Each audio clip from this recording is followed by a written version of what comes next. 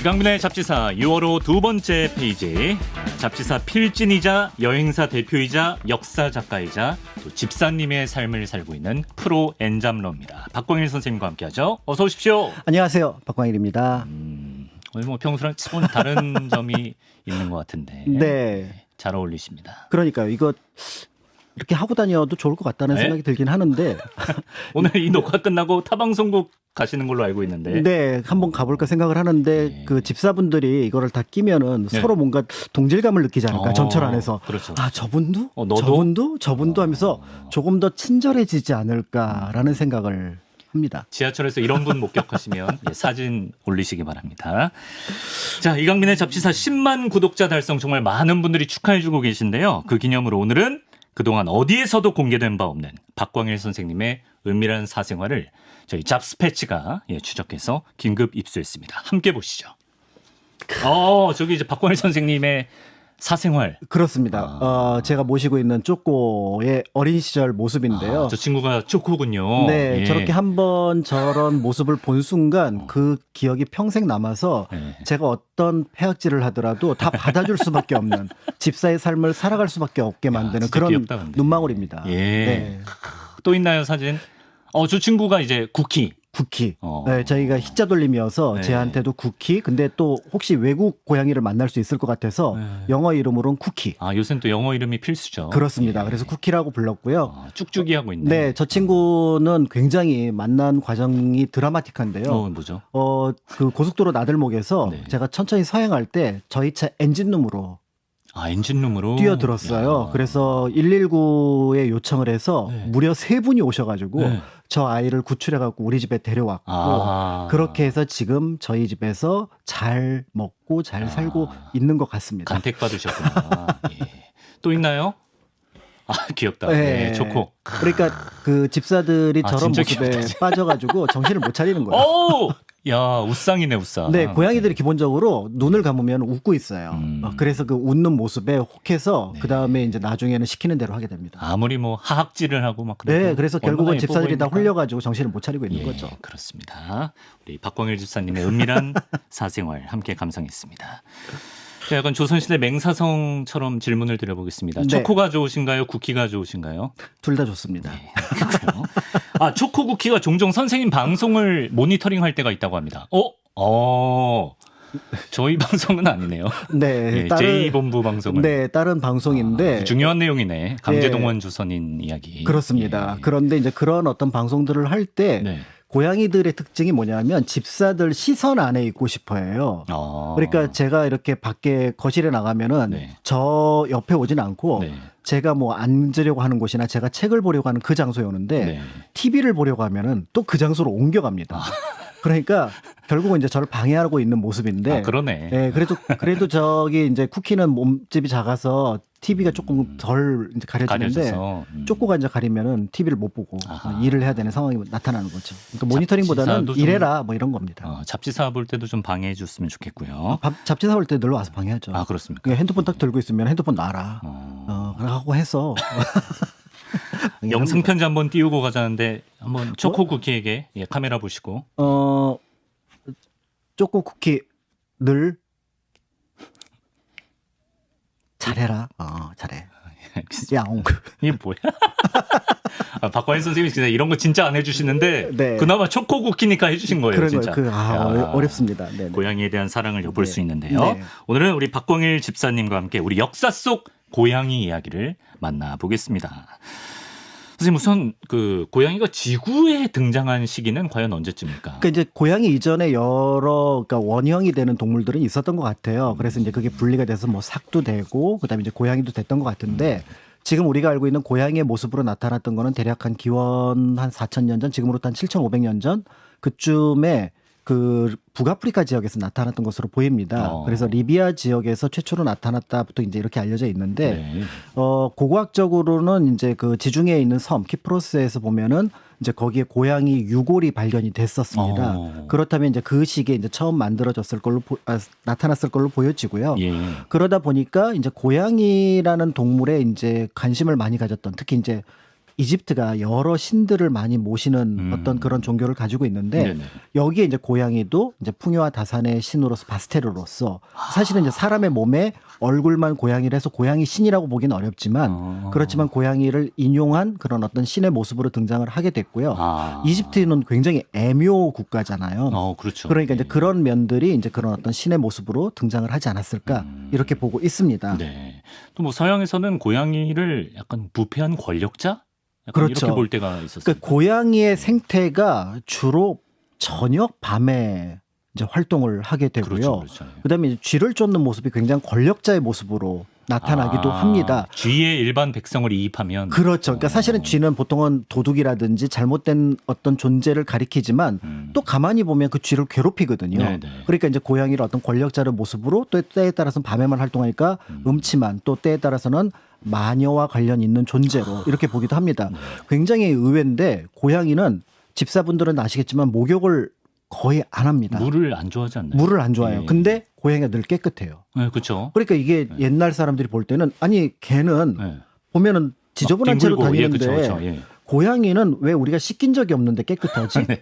그럼 분명히 누군가 손을 댔을 거다. 그게 마녀일 거다. 그러니까 거꾸로 고양이 깨끗한 것이 고양이를 부정적으로 보는 요소로도 등장을 했는데 요물이다. 네, 이런 부분들이 있고 특히 고양이 눈이 굉장히 지금은 매력적이라고 표현을 하지만 예전에는 굉장히 무섭게 보였습니다. 친근하진 이중눈이거든요. 않죠. 예. 그러니까 특히 이제 밤에만 눈이 반짝 이렇게 밝아오니까 그 모습을 보고 또 때에 따라서는 밤과 관련된 어떤 존재 이렇게 이제 평가를 해서 부정적인 요소도 굉장히 많았습니다. 박관희 선생님이 이런 인식 때문에 톰과 제리가 나온 게 아닐까 이런 생각을 하시는 거예요. 그렇죠. 그래서 이제 사실은 이제 고양이에 대한 어떤 부패한 권력자를 상징하고 애니메이션을 만든 게 톰과 제리여서 어렸을 때는 저도 제리를 응원을 그렇죠. 제리 했는데 편이죠. 다. 제리 편이고 둘리 편이고 다 이거죠. 그랬습니다. 근데 예. 시간이 들면서 네. 고양이를 기르다 보니까 그게 뭐가 잘못됐는데 쟤네들이 맨날 와서 톰 자는데 괴롭히고 그치. 그다음에 치즈 가지고 맨날 훔쳐가고 온갖 잔혹한 방법으로 그러니까요. 골탕 먹이고. 우리 예. 톰이 저렇게 당하는 거는 사실은 지금 봐서는 내가 왜 그때 그렇게 제리를 응원했는지 의심스럽습니다.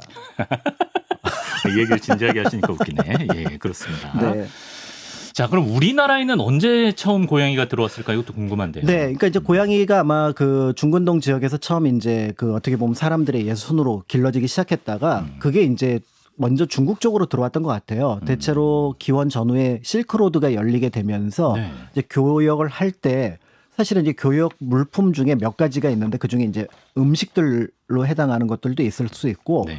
그다음에 종이가 당시에는 굉장히 비싼 물품이었는데 이 종이를 쥐가 갉아먹습니다. 아, 예. 그러니까 이제 이런 것들을 막기 위해서 고양이를 같이 데리고 다니는 과정 속에서 중국으로 들어오지 않았을까 이렇게 보고 있고요. 예. 그럼 이제 우리가 중국하고 교류를 할 때 어떤 물건의 교류까지 염두에 둔다고 하면은 사실은 고대 국가에서는 그렇게 큰 그러니까 장신구 외에는 없거든요. 네. 그런데 이제 불교가 들어오게 되면은 네. 또 이제 뭐 여러 스님들도 들어오고 불경도 들어오고 하면서 그 과정에서 고양이가 들어오지 않았을까 이렇게 보고 있습니다. 그런데 이제 이게 명확하지 않으니까 이제 사전 같은 경우 민족문화 백과사전 같은 경우 보면은 네네. 고양이는 10세기 이전에 우리나라로 들어왔다 그래서 너무 퉁치려고 하는 10세기도 아니고 10세기 이전에. 예, 10세기 이전. 기원 전도 10세기고 그렇죠. 10세기 이전이고. 그러니까 이제 그게 너무 해서 이제 그 자료를 찾아보면은 이제 물증으로는 뭐 특별하게 어떤 고양이 관련된 건 없지만 그거를 보여주었던 것들이 가야 토기에 보면은 가야요? 네. 가야는 우리가 알고 있는 좀 6세기에 멸망한 나라잖아요. 그렇죠, 그렇죠. 그러니까 그 가야가 만들었던 토기에 보면은 지붕 위에 고양이가 올라가 있고 쥐 두 마리가 놀고 있는 그 토기가 있어요. 저 지붕 위에 있는 저 생명체가 고양이군요. 그렇습니다. 그러니까 이제 고양이와 쥐를 같이 조각을 해놨다라는 거는 이제 뭔가 곡식을 훔치는 쥐와 그거를 막는 고양이의 역할을 명확하게 인식하고 있었고 그러네. 그런 용도로 저때 길렀구나. 더 나아가서 6세기 이전에 고양이가 들어왔고 네. 앞에서 말씀드렸던 것처럼 대체로 이제 불교의 유익과 함께 우리나라에 고양이가 들어오지 않았을까 이렇게 보고 있는 거죠. 예. 뭐 조선시대는 이제 말씀하신 대로 불교와 함께 고양이가 들어왔다 했는데 그에 대해서도 조금 이견이 있었던 것 같고요. 네, 예. 맞습니다. 그래서 실제로 이제 우리나라 고양이에 대해서는 기록이 명확하지 않아서 특별히 이제 논증을 하진 않았는데 네. 중국 측에 보면 이제 고양이 관련해서 두 가지 논증이 있었던 것 같아요. 들어왔던 게 네. 하나는 이제 뭐 장건을 통해서 실크로드를 통해서 들어왔다. 그다음에 또 하나는 아까 말씀드렸던 것처럼 이제 그 당나라의 현장 스님 우리가 삼장법사라고 하는 예, 그분이 불경을 가져와서 네. 이제 번역을 했기 때문에 네. 이제 현장에서 삼장이라는 이름을 갖게 됐는데 예. 이때 고향에 들어왔다 이런 거예요. 근데 우리나라 실학자들이 이제 18, 19세기에 네. 논증을 하기 시작합니다. 네. 이게 말이 안 돼. 라고 얘기를 했던 거예요. 아니, 그러니까 거기에 보면 이제 그 당시 조선 그다음에 또 중국 사람들이 대체로 믿었던 게 뭐냐면 삼장 스님이 불경을 가져오는데 쥐가 불경을 갉아 먹으니까 고양이를 데려갔다. 네. 너무 그럴듯하잖아요. 그렇죠, 그렇죠. 그러니까 이 얘기를 그대로 믿었지만 이익이라든지 그다음에 이규경이라든지 네. 이런 분들이 볼 때는 네. 말이 안 되지. 봐봐. 네. 그 실크로드가 있기 전에 만들었던 얘기나 춘추에 보면은 네. 고양이 기사가 등장을 하는 거예요. 아 그래요? 네. 그렇다면은 이거는 잘못된 거지. 더 앞선 기록이 있으니까. 그렇죠. 예. 그래서 실제로 우리나라에서 이제 우리나라 고양이와 관련된 유익 관련된 논증을 할 수는 없었지만 중국에 들어왔던 고양이 관련돼서는 이거는 잘못된 사실이다. 아. 그래서 이거는 바로 잡아야 된다라고 논증을 하기도 했습니다. 그 말씀하신 얘기에는 밭에 쥐를 잡아먹는 공을 위하여 고양이에게 제사 지내준다 이런 기록이 있고 시경에는 이제 고양이도 있고 범도 있다 뭐 이런 기록이 있었으니까 일단 적어도 그때 이미 고양이 그렇죠. 실크로드 이전 훨씬 네. 이전 춘추 전국 시대에 이미 고양이가 들어왔구나라고 볼 수 있어서 사실은 고양이가 굉장히 이른 시기에 중국에 들어왔고 또 우리나라에도 이른 시기에 고양이가 들어왔다. 최소 가야 때는 무조건 있었으니까. 그렇습니다. 예. 그러면은 가야라고 하더라도 1500년 우리 역사와 3, 4세기. 함께했던 고양이 그러네. 굉장히 친근한 그런 존재라고 볼 수가 있습니다. 그렇습니다. 그럼 우리나라에서 처음부터 이 고양이를 고양이라고 불렀나요? 안 그랬을 것 같아요. 이게 사실은 이제 그 잡지사를 잘 보시면 아시겠습니다. 모든 동물은 각각의 특이한 목소리가 있습니다. 있죠. 그게 사실은 그 동물의 이름이 되는 경우가 종종 있어요. 그런가요? 그렇습니다. 그래서 예를 들어서 이제 뭐 어떤 멍멍이, 그렇죠. 멍멍이도 그렇고 개굴개굴 그러니까 개구리. 개구리. 뭐 이런 식으로 하는데 그러니까 우리가 생각할 때 고양이가 고양하고 울지는 않아요. 고양 안 그러죠. 그렇죠. 야옹하고 울죠. 야옹하고 예, 울거든요. 예. 뭐 이것도 저는 국제 회의를 통해서 각 나라 미야, 미미, 뭐 며, 미야옹. 그다음에 야옹 이거를 좀 통일할 필요가 있다라고 보는데 유엔에서 이런 것들을 좀 해주면 좋겠다는 생각이 유엔에서. 드는데 예, 예. 그런데 어쨌든 우리는 야옹인데 네. 이제 고양이가 된 까닭을 이제 살펴보게 되는 거죠. 이제 거기에는 한자가 들어가 있을 가능성이 많아요. 아 그래요? 그래서 처음에 이제 고양이를 어떻게 읽었는지를 보니까 최세진의 훈몽자회라고 하는 책이 있습니다. 네. 이 책은 원칙적으로 아이들한테 한자를 가르치는 책이에요.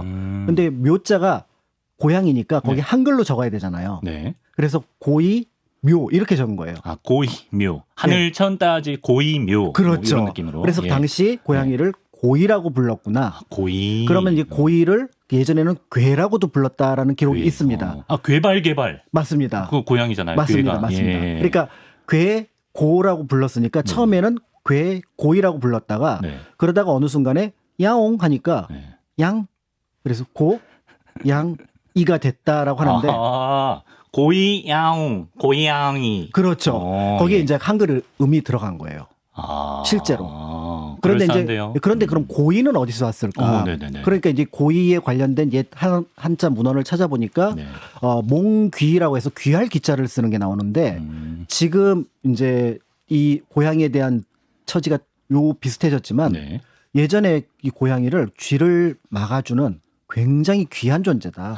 그래서 귀할 귀자를 써서 그래서 그 귀자가 한글로 들어오면서 네. 고이가 됐다가 나중에 야옹이라는 말이 붙으면서 고양이라고 하는 현재 이름을 갖게 되었습니다만 들마다 아닌데 우리 동네는 고양이 다르게 불렀는데 지역별로 부르는 명칭이 다양하다. 그렇죠. 그러니까 괴냥이, 냥이 그다음에 때에 따라서는 경상도 지역에서는 살찐이 네? 살찐이. 예.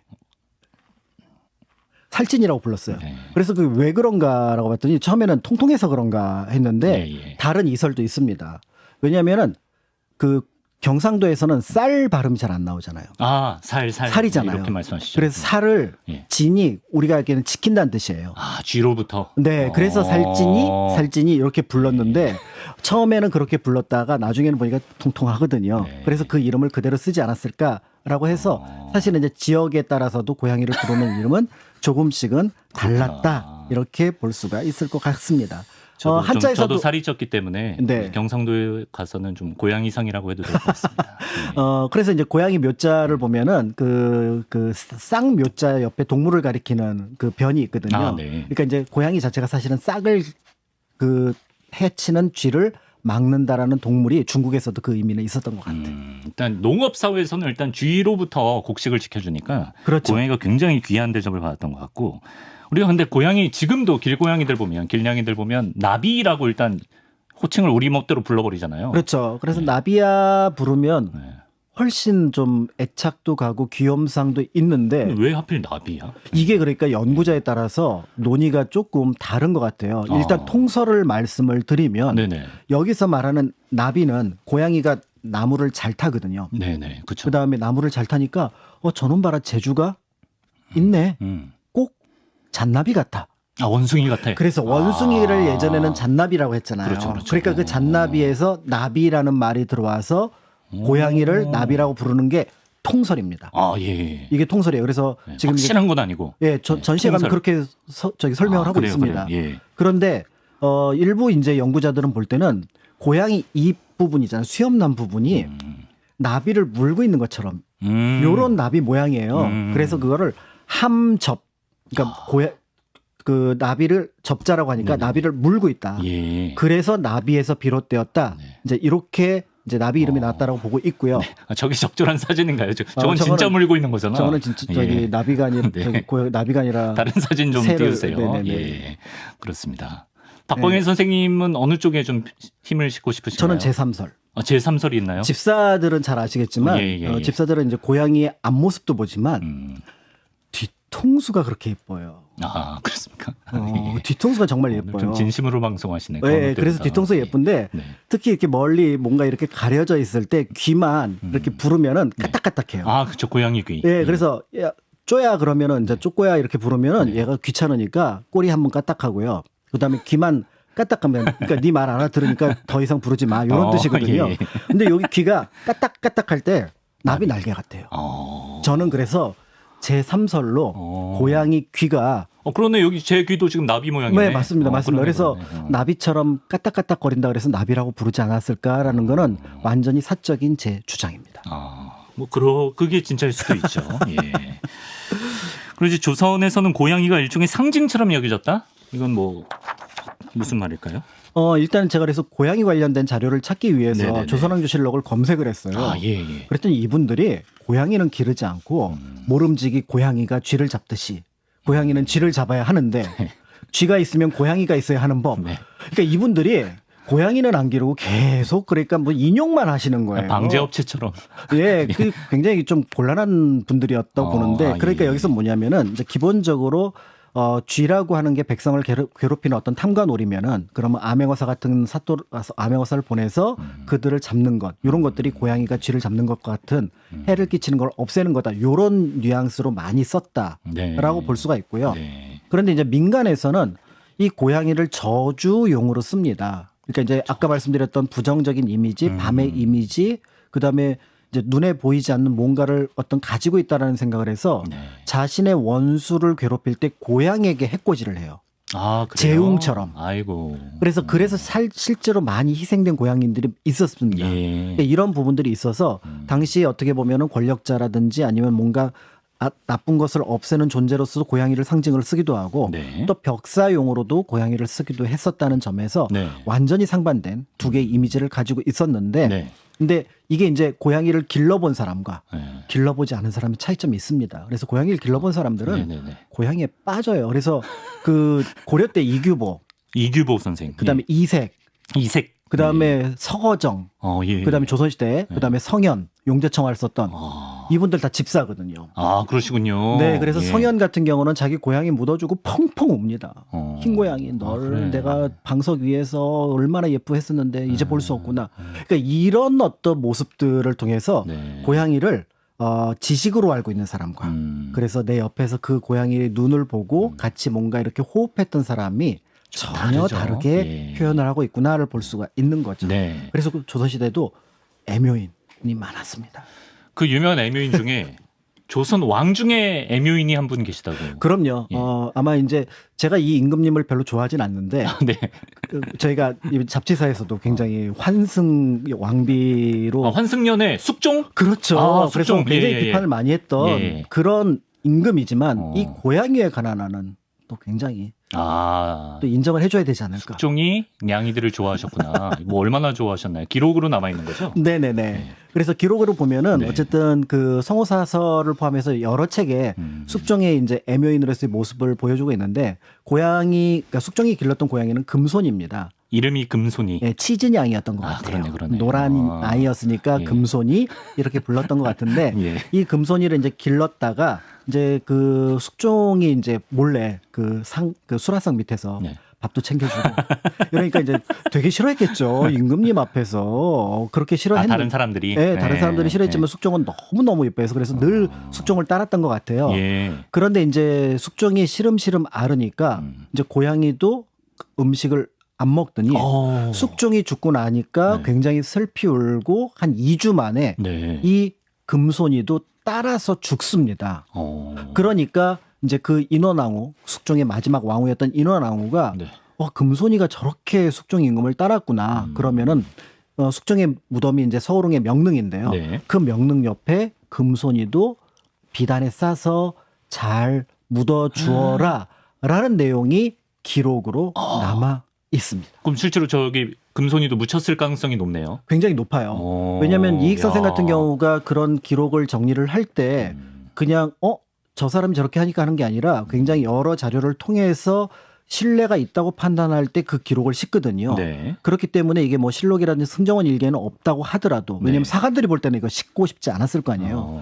그렇지만 이제 그 정도 기록이 남아 있다는 점에서 네. 명릉 옆에 진짜 있을 수도 있다. 금손이가 있을 수 잠들어 있다. 있습니다. 예. 근데 이익 선생은 아까 선생님이 말씀하신 약간 좀 그 관찰자의 입장이었던 것 같아요. 왜냐하면 요 그 숙종과 금손이 이야기에 대해서 근데 좀 이상하다. 고양이란 성질이 매우 사납기 때문에 비록 여러 해를 길들여 친하게 만들었다고 해도 하루아침에 제 비위에 틀리면 갑자기 이제 주인도 아는 체 하지 않고 가버리곤 하는데 이 금손이 얘기 이거 진짜 맞냐? 그런 그렇죠. 또 첨언을 하셨다고. 그렇습니다. 그래서 이익 선생이 학자로서는 훌륭하신 분이지만 네. 우리 애묘인들이 볼 때는 좀 안타까워. 고양이들이 실제로 일어나요? 비위가 틀리면 막 그런 주인을 그러니까 겉으로 볼 때는 그래요. 겉으로 볼 땐 그렇지만 휙 갔다가 네. 다시 내가 너무 심했나 그러고 돌아옵니다. 고양이가. 그 애묘인의 입장에서 이익 선생에게 좀 그 반발한 사람은 없나요? 그렇죠. 그러니까 이제 네. 이 이익 선생이 조금 뭔가 이렇게 어떻게 보면 관찰자로서 고양이에 대해서 얘기를 했는데 네. 아니 그거는 아닌 것 같아요라고 했던 분이 이학원이라는 분이 있습니다. 이학원 선생. 그래서 이학원이라고 하는 분도 역시 논리를 바탕으로 얘기를 했는데 사실은 금손이가 그냥 금손이가 아니다. 그러니까 원래 금손이 이전에 금덕이라고 하는 어미 고양이가 있었어요. 그러니까 숙종이 산책을 하는데 네. 어미 고양이가 있었는데 이 어미 고양이가 아팠던 거예요. 예. 그래서 데려다가 길렀는데 새끼를 낳고 죽습니다. 네. 그 새끼가 금손이에요. 그러니까 이학원이라는 분이 볼 때 이 치즈냥이 금손이는 네. 예. 자기 어미 그렇죠. 그다음에 자기까지 길러준 숙종에 대해서 뭔가 느끼는 부분이 있었고 그 느끼는 부분 때문에 숙종이 돌아갔을 때 슬퍼하다가 어떻게 보면 같이 죽었다. 이건 충분히 그러니 개연성이 있다. 그걸 어떻게 그걸 인정하지 않을 수 있겠느냐. 이렇게 보아서 그래서 선왕이 보살피고 길러준 은혜에 감동했을 뿐 아니라 특히 그 어미를 살려준 것에 감동해서 이에 이른 것이다 라고 얘기를 했으니 그러니까 어떻게 보면 숙종은 한편으로는 그것을 일정 부분 보답을 받은 것이 아닐까 이렇게 보고 있습니다만은 예. 참고로 저희 애묘인들은 고양이에게 특별한 보답을 바라지는 않습니다. 뭐 쥐물 오고 이런 거 바라지 않는다. 네. 숙종의 고모도 애묘인입니까? 그 집안이 고즈음에 애묘인들이 많아요. 예, 그렇구나. 숙명공주 그러니까 그 효정의 이제 셋째 딸인데요. 네. 이분도 이제 그 출가를 하셨는데 이제 효정이 쓴 편지에 보면은 뭐 너 잘 지내니 뭐 시댁에 잘한다더니 잘하느니 네. 그런데 넌 왜 맨날 고양이만 안고 있니?라고 하는 그런 편지를 저기 한글 편지 저건데 그렇습니다. 잘 좀 해석이 안 되실 것 같아서 너 시집 가서 어른들에게 정성을 바친다더니 고양이만 안고 사느냐? 감기에 걸렸으면 약이나 해 먹거라. 무뚝뚝하게 챙겨주는 스타일이구나. 아, 예, 감기. 지금 이제 무뚝뚝하지만 네네. 사실은 저걸 한글 편지로 저렇게 썼다는 얘기 자체는 다정한 건가요? 예, 굉장히 지금 이모티콘이 우리가 안 보이는 이모티콘이 곳곳에 있다라고 보시면 될 것 같은데 감기 걸렸으면 약이나 챙겨 먹어라. 그렇지만 예, 예. 이제 그 사이에 이제 숙명공주 평소에 어땠는지 너 맨날 아프면서도 고양이만 이렇게 안고 그러네. 오냐오냐 하니까 네. 고양이 내려놓고 약도 좀 먹어라 어. 이런 의미로 보시면 될 것 같습니다. 의외네요. 영조도 고양이와 좀 에피소드가 있다고. 제가 또 이 임금님을 별로 좋아하진 않는데 예. 우리 또 그 사도 얘기하면서 워낙 좀 단골 그렇죠. 왕이어서. 예. 그렇지만 이제 그 고향에 대해서 약간 이제 상식적인, 그러니까 애묘인은 아니지만 상식적인 부분에 접근했던 것 같아요. 네. 그러니까 이제 그 영조 임금께서 장수한 비결 가운데 하나가 건강 검진을 네. 매일 받습니다. 그러니까 건강검진을 매일 받는다. 네, 그러니까 방송 들으시는 분들도 기회 있을 때마다 건강 검진 받으시면 좋은데 그게 이제 장수의 비결이거든요. 근데 돈이 많이 들죠. 그러니까 예. 영조는 돈이 안 들었으니까 매일 그렇죠, 그렇죠. 어이를 예. 항상 아침 저녁으로 끼고 건강 검진을 받았는데 네. 이제 팔이 계속 저리고 아팠었나 봐요. 어. 그랬더니 이제 어이가 민간요법 중에 하나였던 고양이 가죽을 여기에 대면은 괜찮다. 가죽을 대면? 근데 이 내용을 올린 겁니다. 네. 그래서 이제 영조가 그래라고 하는데 계속 이제 권장을 하니까 네. 일단은 그게 약효가 맞다고 하더라도 고양이를 얻지 내 치료에 쓸 수 있으며 무엇보다도 만약에 그 치료를 해서 낫게 된다면 네. 이 소식이 퍼져나간다면 네. 전국의 고양이들이 피해를 입지 않겠느냐 어. 라고 하면서 끝까지 이 치료를 받지 않았습니다. 약간 좀 그 동물권에 대한 의식이 조금 있으셨던 것 그렇죠. 같아요. 동물권에 대한 의식이 예. 있죠. 그러니까 단순하게 이게 약효가 있겠어가 아니라 내가 만약에 이게 있어서 효과가 있다고 하면은 전국의 고양이들이 피해를 입지 그렇지, 그렇지. 않겠느냐라고 함으로써 아들에게 보였던 것과는 다른 아들을 저희 고양이만큼만 생각하셨어도 그러니까요. 네, 그런 좀 식으로는 아쉬운 안 부분이 하셨을 것 있습니다. 같은데. 그렇지만 예. 어쨌든 고양이에 대해서 그래서 숙종을 중심으로 해서 위아래 왕실에서 고양이와 관련해서 뭔가 조금은 친근하게 느꼈던 부분들이 있는 것 같고요. 그래서인지 지금 제가 창덕궁 가면은 예. 영조가 머물고 숙종이 머물렀던 고양이가 많아요. 거의 터가 고양이 터구나. 예. 그런 것 같습니다. 그렇군요. 사실 뭐 동물에 대한 역사 기록이 뭐 그렇게 풍부하진 않았을 것 같은데 그 와중에도 고양이는 이렇게 우리 역사 속에서 존재감을 드러내고 있었습니다. 사실 말씀하신 것처럼 고양이가 이제 긍정적인 면으로 이제 인식되는 경우도 많았지만 꽤 오랫동안 뭐 요물, 뭐 부정적인 이미지로 많이 여겨졌잖아요. 그렇죠. 이제 서양에서는 뭐 9개의 생명을 가지고 있는 존재, 그다음에 이제 아까 말씀드렸던 것처럼 마귀와 통하는 존재, 또 동양에서는 밤에 움직이니까 좀 음습하다, 음과 관련이 있다, 뭐 이런 평가를 받기도 했었고 네. 그렇기도 했고 그다음에 최근에는 이제 그 말을 쓰질 않는데 얼마 전까지만 하더라도 길 고양이를 도둑 고양이. 그렇죠. 그렇죠. 그러니까 그 낱말을 썼다는 것 자체가 고양이라는 존재는 뭔가 믿을 수 없고 때에 따라서는 해코지를 하는 그런 존재로 인식을 했었더랬습니다. 네. 그래서 우리나라 속담에도 보면은 네. 얌전한 고양이 부뚜막에. 먼저 올라가잖아요. 그러니까 고양이는 늘 개에 비해서는 충성스럽지 못하고 약삭 빠른 존재로서 인식을 했었는데 사실은 이게 관찰자의 모습에서 보면 그런 부분들이 있고요. 근데 집에 이제 고양이를 같이 기르는 경우는 네. 뭐 고양이를 길렀던 묘마마 같은 케이스처럼 어쨌든 고양이에 대한 애착을 갖게 되면서 이제 고양이에 대한 시선들이 달라지게 되는데 그 결정적인 계기가 사실은 집사들이 늘어나면서 고양이를 기르는 사람들이 늘어나면서인 것 같아요. 네. 이번에 이제 제가 전시회 가서 통계를 보니까 전시를 다녀오셨군요. 네, 그래서 2006년에 보면은 반려견이 655만 마리였고 반려묘가 47만 마리였습니다. 그러니까 개에 비해서 고양이를 기르는 분이 한 15% 정도밖에 되지 않았었던. 많이 안 계셨어. 네, 그런데 2022년에는 반려견이 544만 마리, 그다음에 네. 반려묘가 254만 마리, 거의 절반에 육박합니다. 오. 그러니까 개 2마리가 있을 때 고양이 1마리 정도를 기른다고 하니까 네. 사실은 이제 이분들은 고양이를 기르면서 네. 애착을 하게 되고 그것들을 사회적으로 영향력을 끼치게 되면서 지금 이제 적어도 도둑고양이라는 말은 쓰지 않고 길고양이라는 말을 길냥이. 이렇게 쓰는 것처럼 네. 더 나아가서 이제 고양이에 대한 시선들이 달라졌고 또 개와 고양이가 다른 점이 있어요. 뭐죠? 개는 일부 지역을 제외하고는 들개처럼 집 밖에서 기르는 개가 없습니다. 그래서 개 자체가 조금 위험한 동물이기도 하고요. 그래서 네. 입마개를 하셔라 이런 부분들도 있는데 네. 이제 애묘인들이 아닌지는 네. 옷을 수영장 가보면 압니다. 수영장이요? 또 온몸에 상처가 있어요. 발톱으로. 학질 당하고 막 이래가지고. 학질이 아니라 아니 뭐만 하려고 그러면 얘네들이 이렇게 잡는다고 잡으면은 그게 예. 이제 상처가 나는데 근데 애묘인들은 그게 하나도 안 아프거든요. 근데 이제 그래서 어떤 면에서는 위험해 보이기도 해요. 다른 분들이 보면 어떻게 고양이 기르다 보면 저러지 않을까 하는데 전혀 걱정 안 하셔도 됩니다. 그래요? 그냥 그 마데카솔 바르면 낫습니다. 야, 그런데 숙명이다. 네, 그런데 고양이는 집 밖에서 기르는 아이들이 많아요. 길냥이가. 그러니까 이게 뭐냐면 하나의 도시 농촌 사회 속에서 네. 사실은 이들도 하나의 생태계를 꾸리고 있다는 존재에서 네. 우리가 길개라는 표현을 쓰진 않지만 길고양이라는 표현을 쓰거든요. 네, 네. 그러니까 이들과 더불어 살아가는 삶이 우리에게는 또 하나 숙제로 남아 있는 거라고 볼 수가 있는 거고요. 그래서 이제 제가 이제 고양이 관련된 자료들 특히 이제 뭐 여러 가지 이제 SNS를 통해서 사진을 보게 되면은 길고양이를 찍은 사진들이 있는데요. 네네. 일본이나 그리스처럼 네. 고양이에 굉장히 우호적인 나라들이 있어요. 네. 거기 길고양이들은 그냥 평온한 얼굴이에요. 아. 그런데 이제 우리나라에 이제 이용환 작가님이라고 길고양이만 찍는 분이 계신데요. 예. 그분들은 예쁜 사진도 찍지만 네. 이제 보통 우리가 도시에서 만날 수 있는 고양이를 찍으면 예. 힘들어해요. 아. 고양이도 표정이 힘들고 그다음에 조금 어려워하고 그렇죠. 두려움에 떨고 있고 맞아요. 예. 결국은 어떻게 그 주변 환경이 설정되느냐에 따라 그 얼굴이 만들어지거든요. 그래서 조금 더 시간이 지난다면은 적어도 한국의 고양이들도 네. 다른 나라 조금 편한 지역의 고양이들처럼 네.